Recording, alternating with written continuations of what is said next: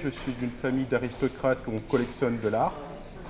Donc je suis aussi collectionneur d'art contemporain russe, d'art contemporain. Je travaille dans le milieu de l'art et donc je collectionne la BD parce que c'est de l'art, comme la sculpture, comme la peinture. Ici à Moscou, c'est bizarre et exceptionnel. En France, c'est normal. À Moscou, nous sommes 3 collectionneurs de bandes dessinées. Il y a Venediktov, de la radio, il y a Ernst, de la télé et moi-même. En fait, il y a 3 cultures essentielles dans le monde en bande dessinée.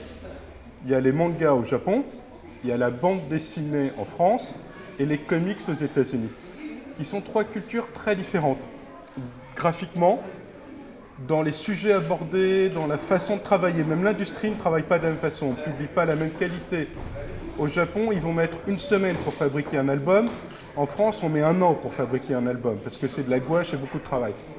La Russie, il y a des artistes de bande dessinée en Russie depuis très longtemps, on va en voir certains ici, mais c'est très underground encore. Les Russes ne savent pas qu'ils ont des grands artistes de bande dessinée comme Yorch qu'on a aujourd'hui, comme Komardin, comme Akunin, donc il y a très grand. Mais pour l'instant, les Russes ont encore l'idée que c'est que pour les enfants et que pour les idiots.